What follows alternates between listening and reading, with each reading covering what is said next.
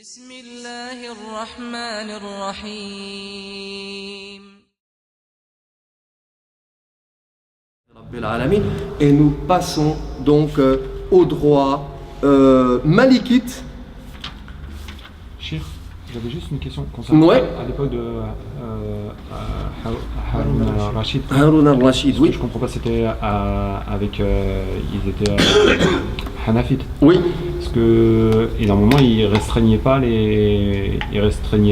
en fait ce que vous avez rappelé par rapport à la loi du talion. Exact. Pourtant, à ce moment précis, par rapport à l'histoire que vous avez évoquée, ils ont trouvé une hila. Vous connaissez nos faqih, nos fuqaha, hanafiyin. Ils trouvent toujours un expédient. Ils trouvent toujours une porte. Ils ont trouvé ce makhraj. Et ce makhraj, ça a consisté à faire une petite pirouette et à demander aux ayants droit de la victime de produire des pièces qui établissent que bel et bien Des preuves, quoi. voilà, des preuves claires et nettes établissant que meurtre bel et bien il y a eu et que le meurtrier était le musulman en question. Comme les ayants droit n'ont pas pu prouver cela, c'est bien tombé pour Abu Yusuf, qui avait émis cette fatwa. Vous connaissez Abu Yusuf, Yaqub ibn Ibrahim al-Ansari, un des plus grands fuqaha hanafiyin de l'époque, un des plus grands disciples de l'imam Abu Hanifa. Il était en difficulté, c'est-à-dire que tous les poètes de Bagdad s'étaient levés contre lui à cause de cette fatwa. Donc il fallait absolument trouver, le problème était devenu politique. Donc il fallait trouver une solution. Bon, c'est comme ça qu'on s'en est sorti et finalement tant mieux. Sachant que c'est réel, il est possible d'y recourir quand la situation est grave. Là, je pense que c'était vraiment le cas. Je bois mon verre. J'ai répondu à votre question, mon frère. S'il vous plaît, je ne dois pas vous interrompre.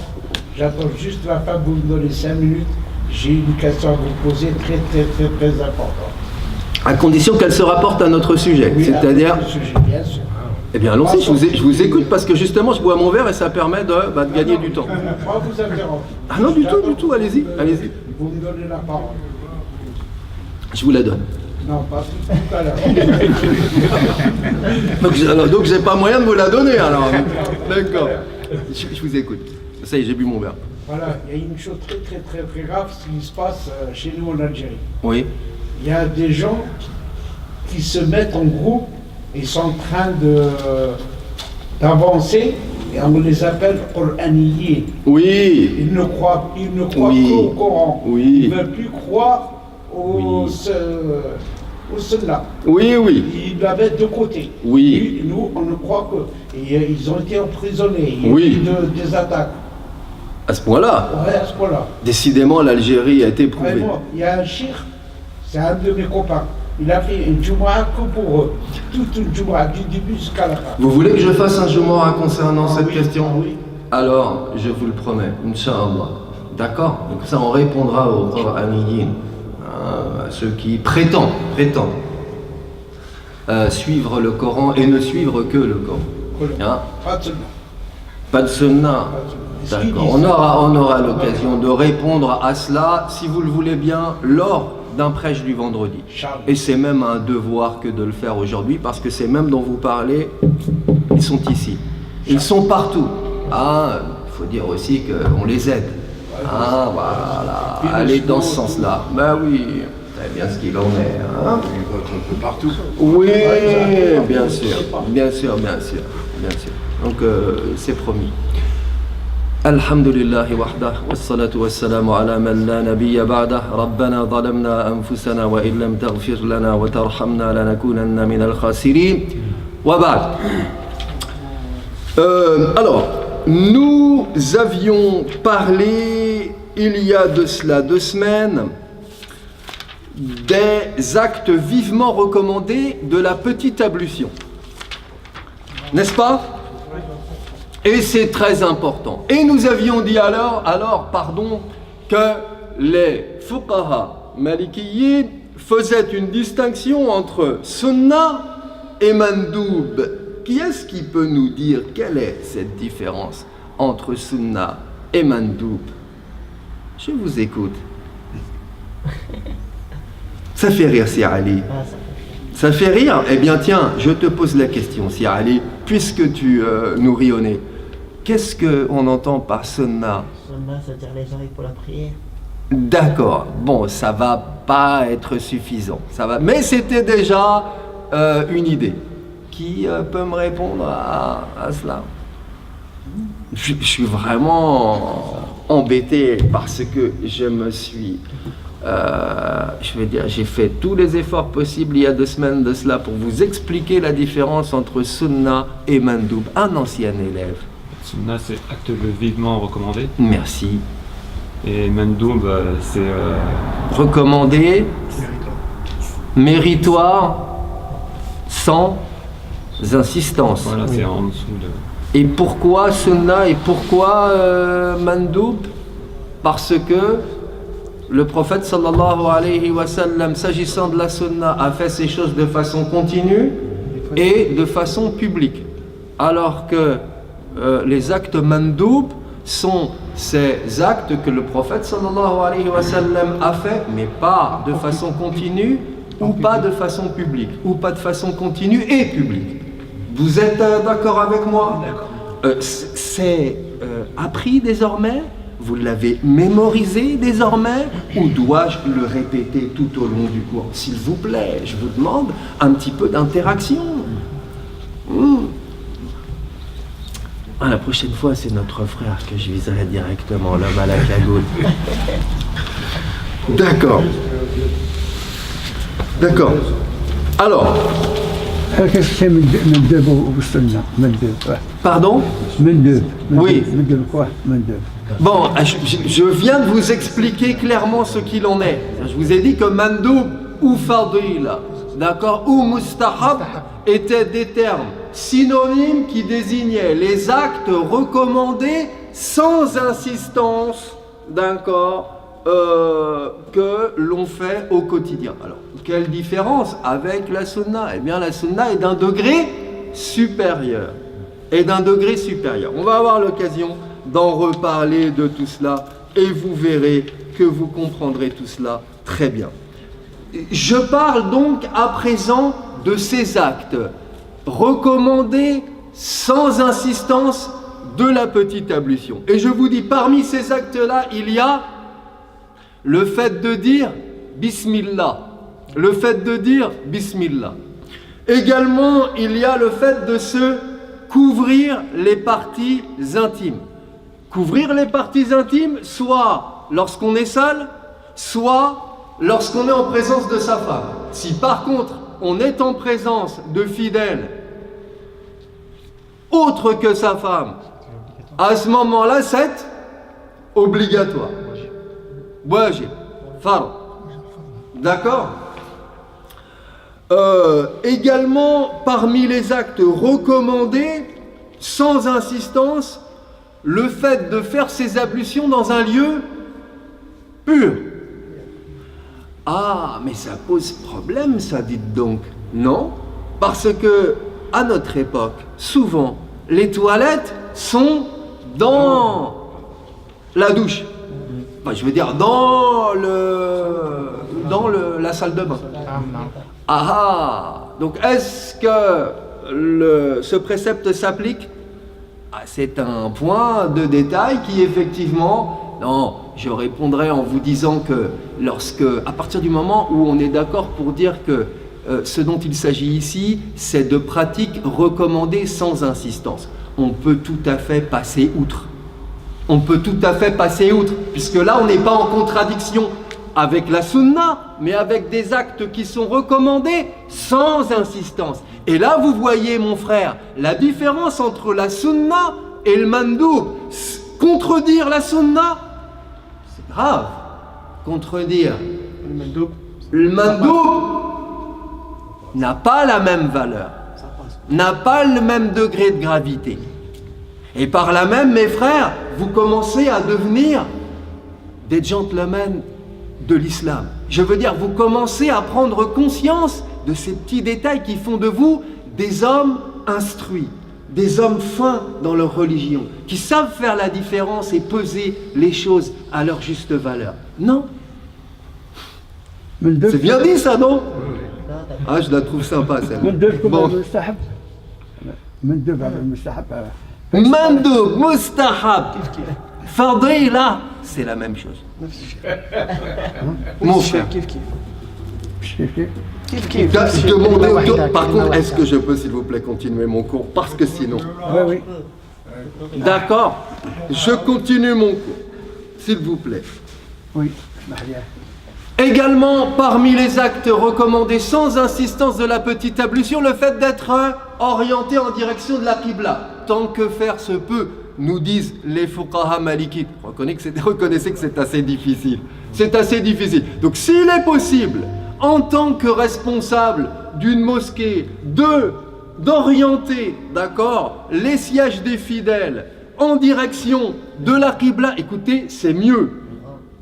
Pour ces raisons-là, c'est mieux. Hein, c'est quelque chose qui doit entrer dans éventuellement dans l'architecture de la mosquée, la future mosquée. Tiens, si un jour nous avons la chance d'avoir une nouvelle mosquée, ce que je nous souhaite et je vous souhaite ardemment, eh bien ce jour-là, on pourrait tout à fait imaginer que le muadda soit orienté en direction de la Qibla pour répondre bien, à ce précepte. Non. Également, parmi les actes recommandés sans insistance de la petite ablution, le fait de les faire 3 fois. On avait dit que les faire une fois, tout au moins s'agissant des actes qui relèvent du lavage et pas de l'humectation. J'ai un doute, bref, on s'est compris, la différence entre al-ghasl ou al-masr. D'accord.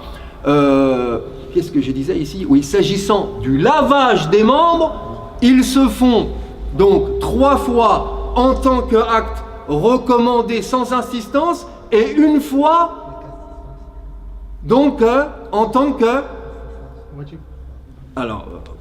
wajib, oui, en tant qu'acte wajib. Mais si par exemple vous ne faites pas en sorte d'entrer en contact avec l'eau totalement, c'est-à-dire si un membre n'est pas entré en contact avec l'eau totalement, eh bien il va falloir le refaire une fois ou tout au moins entrer en contact totalement avec l'eau sur tout le membre. Par exemple le bras.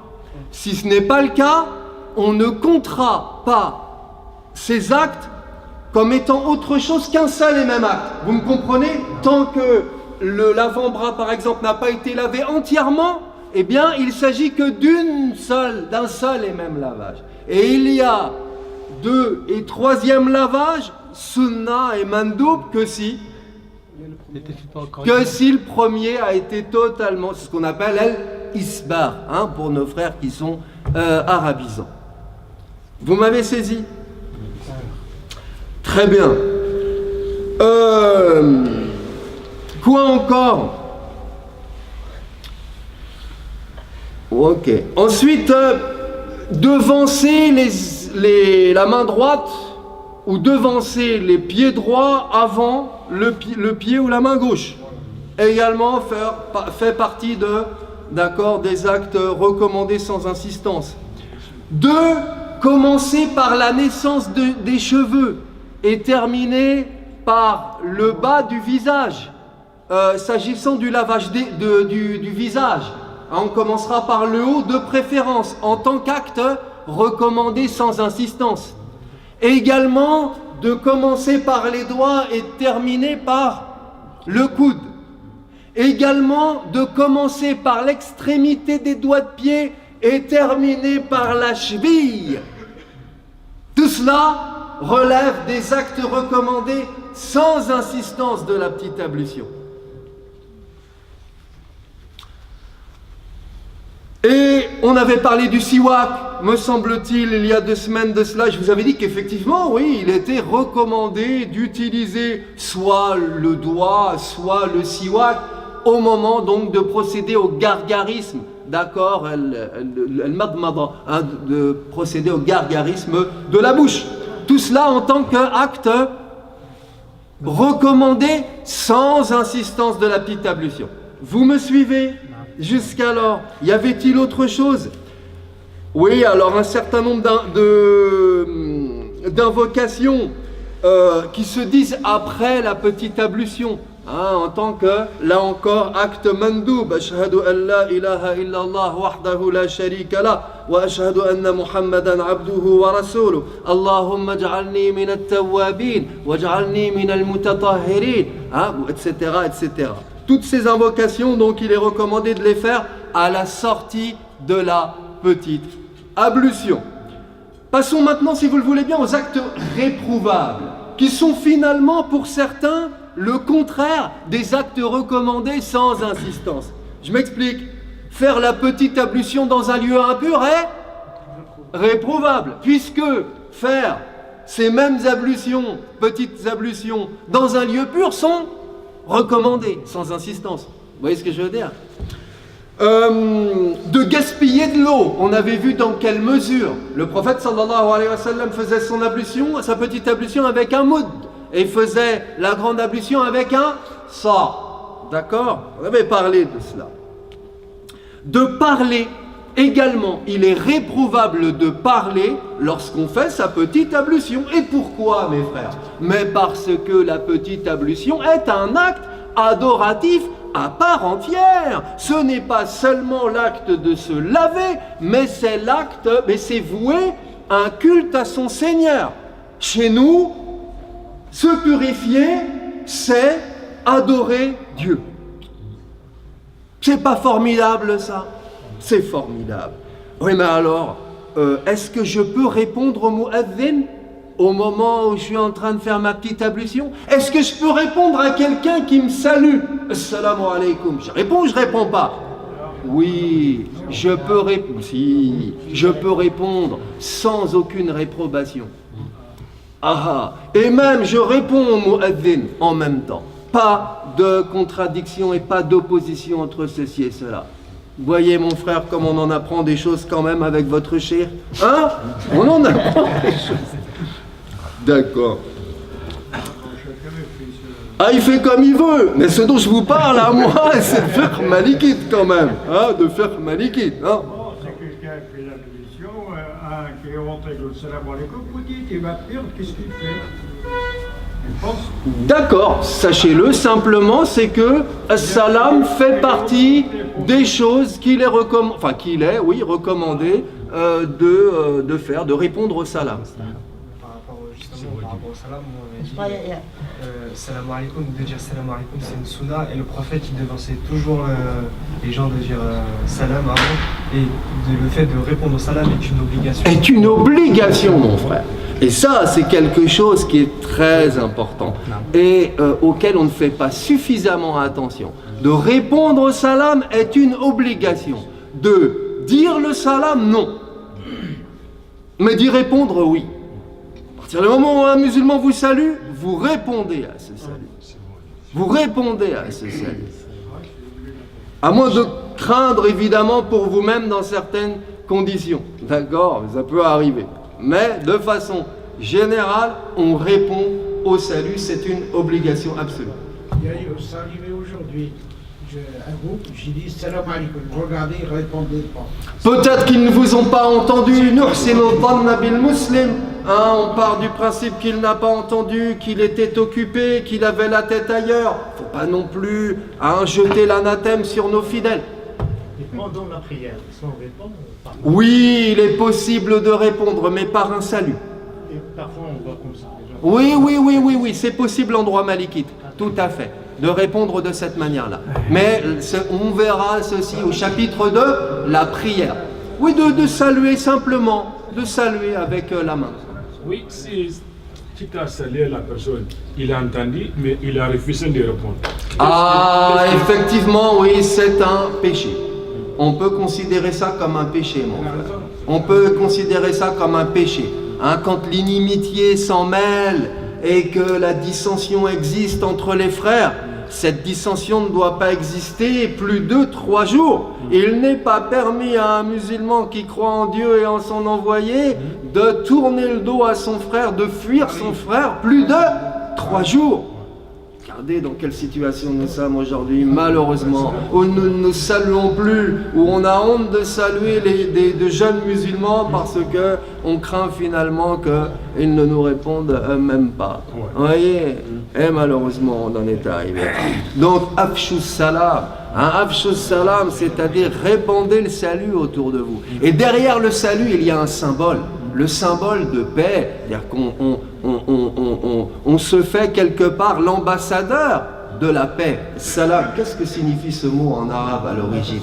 Afshus salam, c'est pas seulement, comme le comprennent certains traducteurs, répandez le salut autour de vous, mais c'est répandez aussi la paix par le salut, parce que le salut de l'islam est le salut de la paix à l'origine. Et donc une personne qui refuse de vous répondre à ce salut de paix, qu'est-ce qu'elle veut? La guerre. Mais soi-disant, cheikh, je ne sais pas. C'est pour ça que c'est grave. C'est pour ça que c'est grave. Bon, écoutez, vous permettez que je... Parce que si on commence à s'écarter... Les gens, ils confondent Tahiyyat al-Masjid avec Salam dans la mosquée, c'est pas pareil. Parce que quand on rentre dans la mosquée, on dit Assalamu alaikum, ça n'a rien à voir avec quand on rentre en mosquée, on fait Tahiyyat al-Masjid. Tahiyyat al-Masjid, ça c'est Tahiyyat al-Masjid, ça c'est pour la mosquée. D'accord. On n'a pas obligé de rentrer à la mosquée de dire Assalamu alaikum. Vous me laissez s'il vous plaît reprendre en main mon cours. Vous me laissez s'il vous plaît reprendre en main mon cours parce que j'ai l'impression de perdre totalement le contrôle de mon cours et je n'aime pas ça.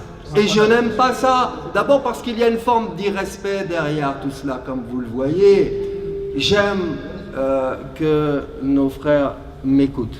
D'accord? S'ils ont des remarques à faire, qu'ils les fassent en dehors de ce cours. Dès lors que les les remarques qui sont faites durant le cours n'ont pas de rapport direct avec cette leçon, s'il vous plaît, ce sont des choses que je n'admets pas. D'accord? Merci. Non, je vous en prie, je vous en prie. Également, il est réprouvable de passer les mains mouillées autour du cou. Vous allez me dire, mais quelle idée de faire une chose pareille? Oui, il faut savoir que chez certains, dans certains rites, et je veux parler en l'occurrence du rite Hanafi, il est recommandé de passer les mains mouillées sur, au niveau du col, autour du cou. Hein, c'est une pratique qu'ils héritent donc d'un certain nombre de hadiths qu'ils rapportent sur ce sujet. Les malikites ne prennent pas en compte ces hadiths et donc considèrent qu'il est réprouvable de faire cela. Ah non, mais que vous compreniez pourquoi on parle de cela et d'où ça vient, d'où vient cette pratique. Eh bien, elle vient du rite Hanafi. Également, et là c'est intéressant mes frères, il est réprouvable, écoutez bien, d'étendre le lavage des membres au-delà de leurs limites prescrites. Comment? Comment?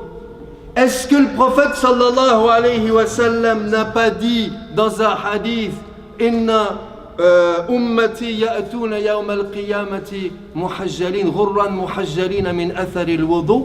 Est-ce que le prophète sallallahu alayhi wa sallam n'a pas dit dans un hadith sahih, lorsque les gens de ma communauté seront appelés au jour de la résurrection, ils auront au front et aux mains des marques brillantes, traces de leurs ablutions, que celui d'entre vous qui pourra étendre man istata'a minkum an yutila ghurrata falyaf'al, que celui donc qui a possibilité d'étendre ces marques brillantes le fasse. Est-ce qu'il n'y a pas la contradiction flagrante entre un hadith et l'option des malikites? Oui ou non?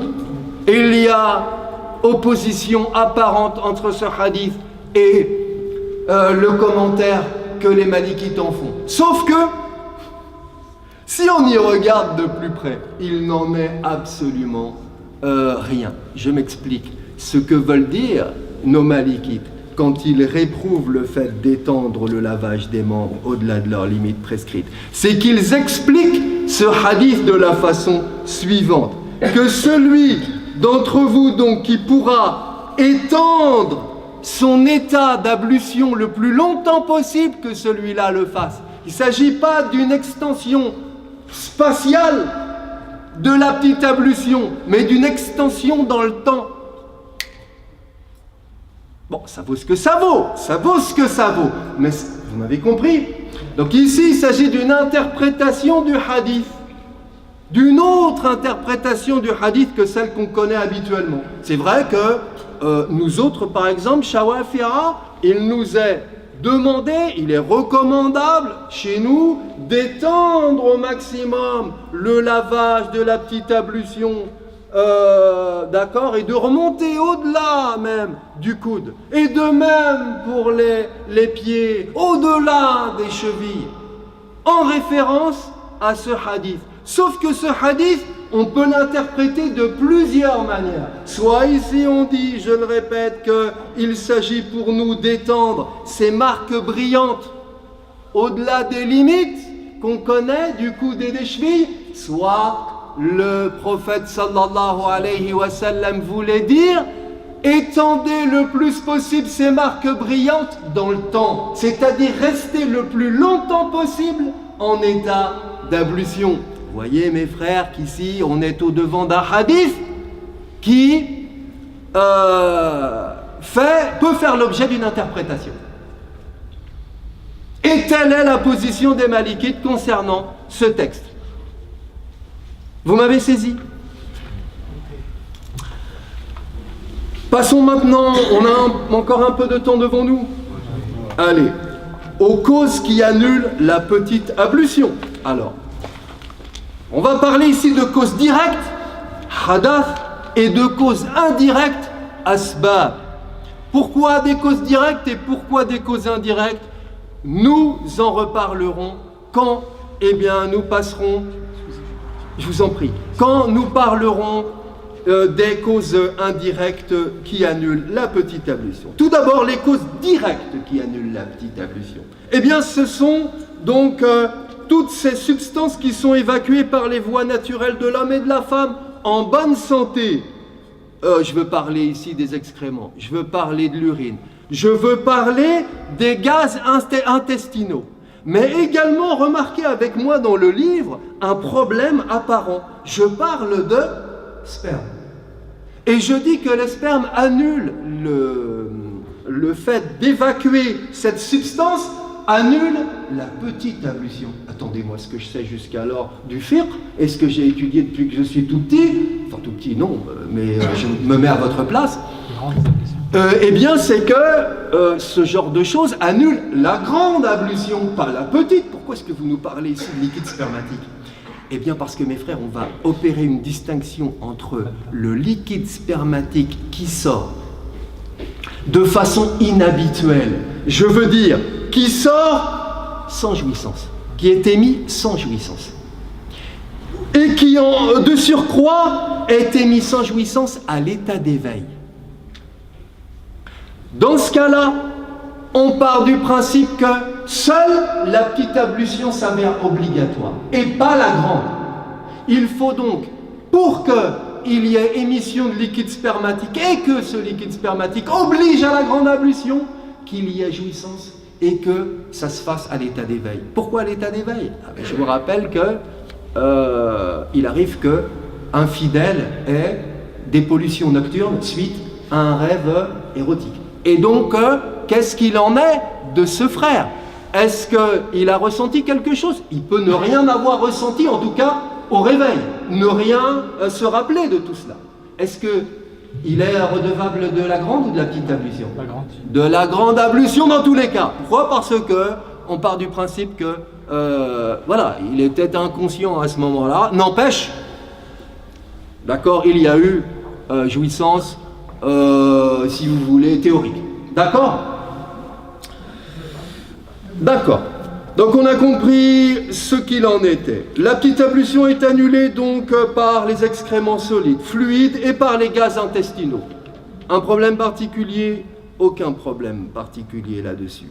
Par contre, je vous demande de faire attention à ce détail. Si l'on dit que ce qui est ordinairement évacué du corps annule la petite ablution, on en déduit que ce qui est introduit par les voies naturelles n'annule pas la petite ablution. Il y a une différence entre ce qui est évacué et ce qui rentre. Je vous donne un exemple, une sonde. Quelqu'un, par exemple, qui aurait un examen et qui serait obligé, d'accord, de subir ce genre de choses, qu'on lui introduise une sonde par les voies anales. Est-ce que cette personne perd ses ablutions? Non. Non. Dans ce cas-là. C'est quoi une sonde aussi? Une sonde, un clister, l'équivalent d'un clister ancien. Bon, le clister, ça ne veut rien vous dire non plus, c'est ça. C'est un terme encore plus compliqué. Écoutez, que vous dire, je ne suis pas médecin.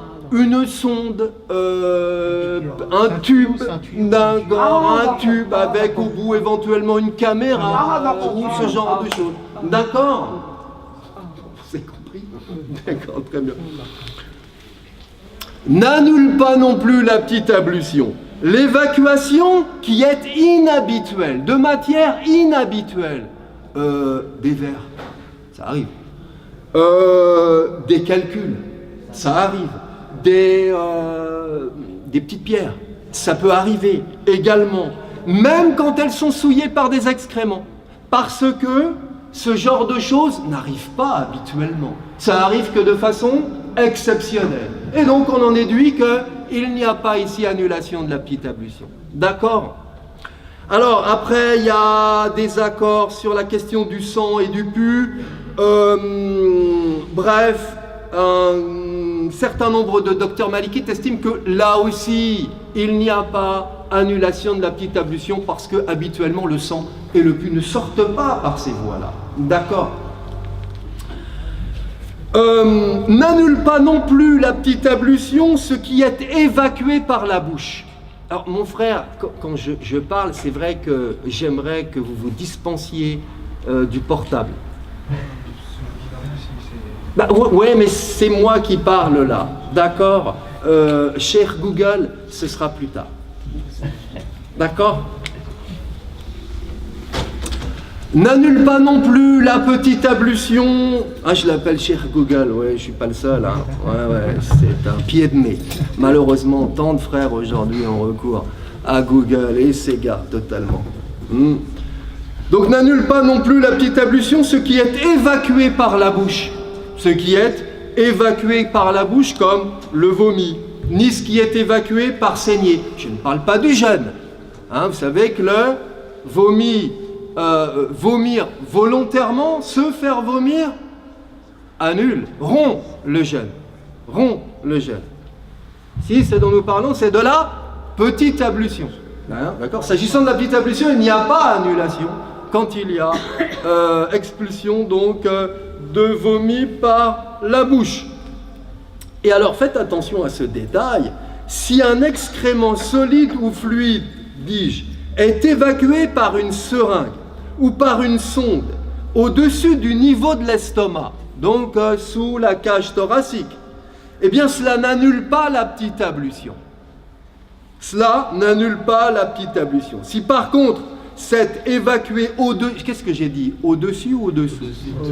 J'ai dit au-dessus, eh bien j'étais dans mon droit et je n'ai pas dit de bêtises. Par contre, quand c'est au-dessous de la cage thoracique, imaginons une opération au cours duquel on place une sonde à un fidèle par, donc directement, l'estomac, d'accord, et que au lieu, imaginons que, eh bien, le canal urinaire de notre fidèle soit bouché, et donc on soit obligé de recourir à une sonde.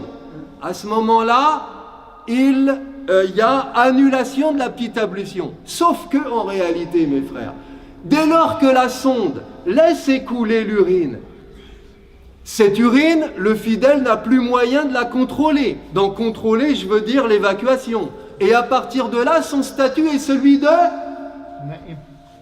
l'incontinent, tout simplement. Cette personne est incontinente et son statut est, elle, particulier. Je veux dire que peu importe ce qui s'évacue d'elle, elle fait sa petite ablution et prie en l'état, même si de l'urine sort d'elle, dans ces circonstances, elle est en état d'ablution et sa prière demeure valable, demeure valide.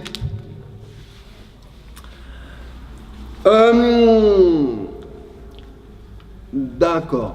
Alors, ben, l'incontinence, on en a parlé. Passons, si vous le voulez bien, aux causes indirectes qui annulent la petite ablution. Pourquoi les causes indirectes? Je vous donne un exemple d'une des causes indirectes qui annulent la petite ablution. La perte d'essence, le sommeil, annule la petite ablution. Est-ce que c'est véritablement le sommeil qui annule la petite ablution? Vous êtes sûr? Non.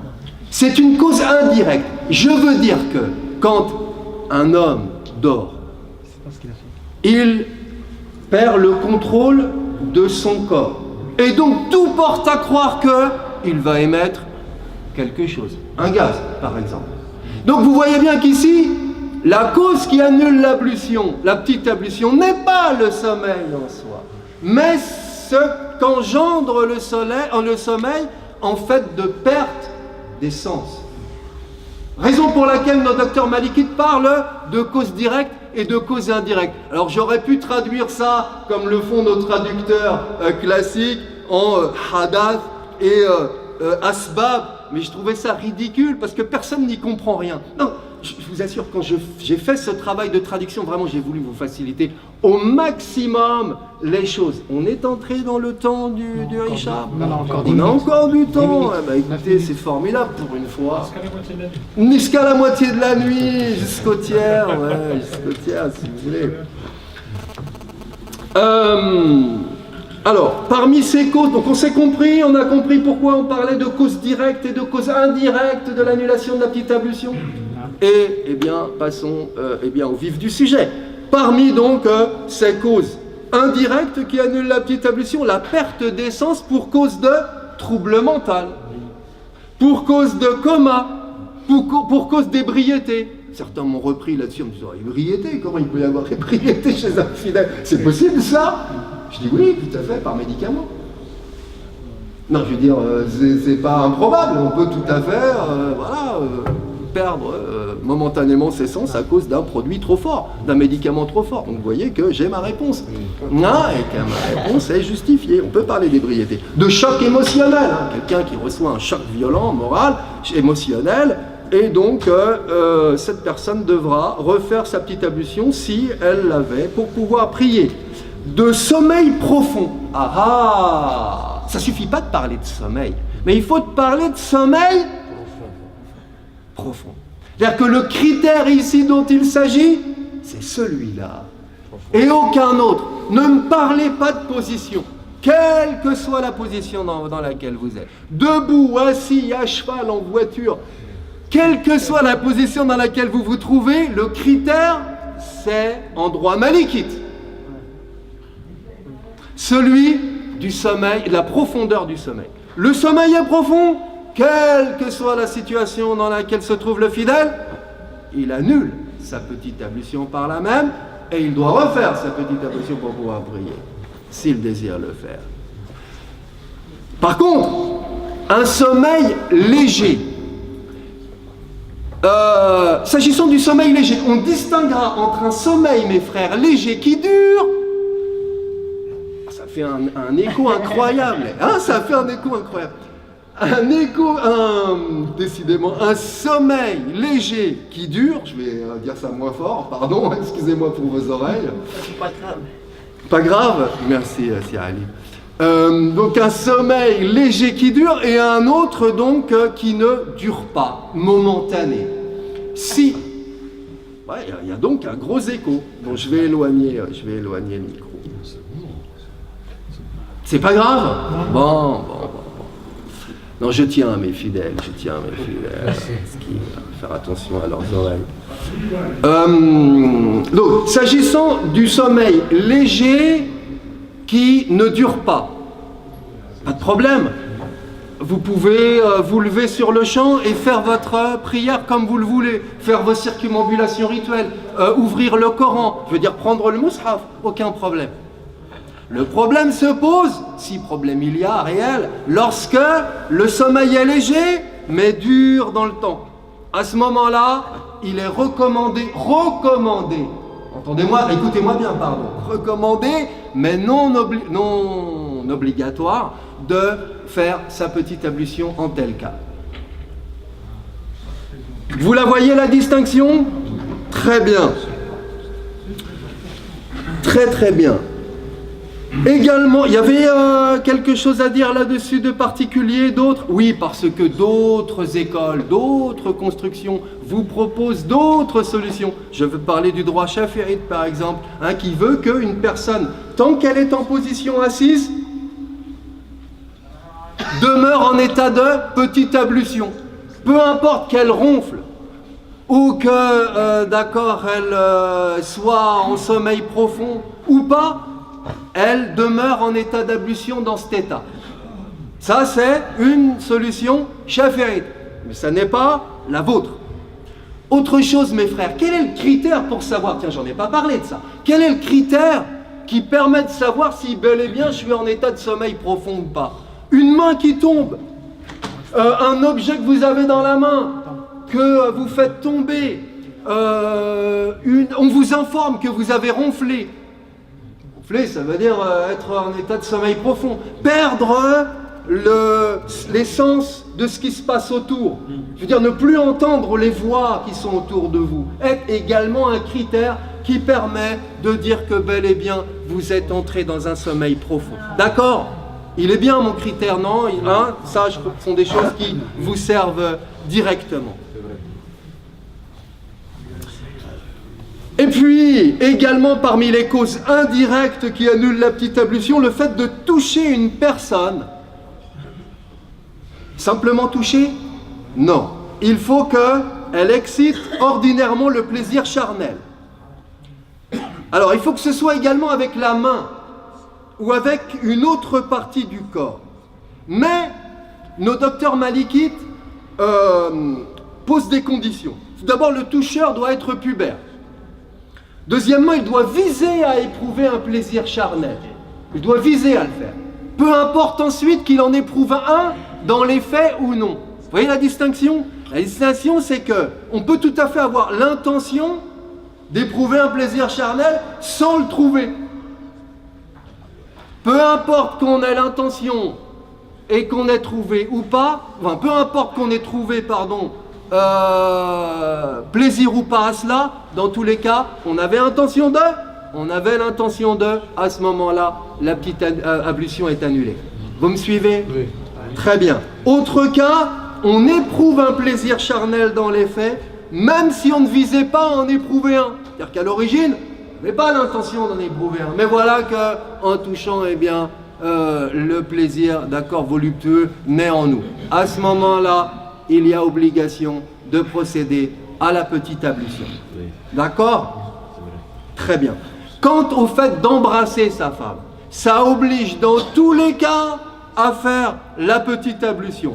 Sauf quand l'intention est de dire adieu, par exemple. On voyage, on part un certain temps, d'accord, on embrasse ses proches.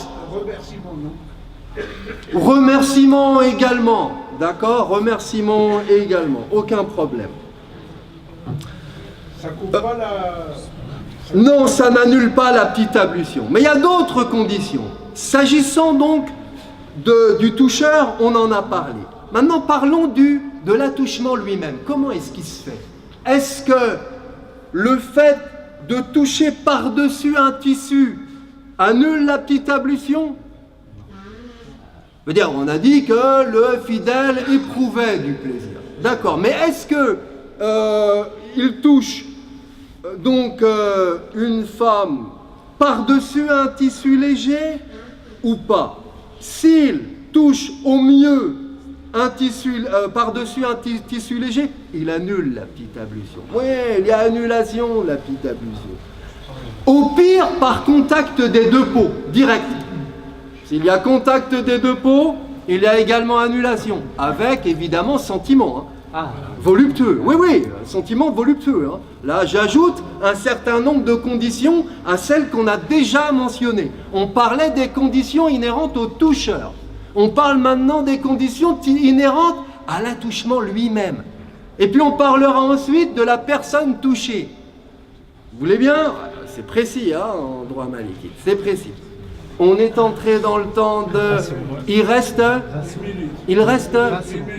Bon, allez, profitons-en pour terminer avec cela. Oui, donc, si par contre le tissu est épais, il n'y a pas annulation de la petite ablution. Sauf si on empoigne le membre entièrement. D'accord? Si on empoigne le membre entièrement, à ce moment-là, il y a annulation de la petite ablution, avec en plus évidemment le plaisir voluptueux dont je vous parlais tout à l'heure. C'est ça que vous voulez demander? Eh bien, j'y ai répondu. Donc, et c'est tant mieux. Si tu as donné ta main à une femme, c'est annulé. Non. Non, il faut qu'il y ait plaisir, il faut qu'il y ait sentiment de plaisir, il faut qu'il y ait sentiment voluptueux. D'accord? Pour cela. D'accord? Je vous en prie. Sachant qu'on ne serre pas la main d'une femme étrangère à sa propre famille. On ne serre pas la main d'une femme étrangère à sa propre famille. Non, je vous le dis quand même, hein, pour ceux qui, d'accord, ne le sauraient pas, parce que malheureusement, beaucoup de musulmans ne le savent pas ou font semblant de ne plus le savoir. Eh bien, on leur rappelle à nos frères que, bel et bien, il n'est pas permis à un musulman de serrer la main à une femme étrangère, c'est-à-dire qui n'est pas de sa propre famille, proche parent. D'accord? Je vous en prie, et ainsi nous terminons, oui, notre cours. وصلى الله على سيدنا محمد النبي الأمي وعلى آله وصحبه وسلم وآخر دعوانا أن الحمد لله رب العالمين.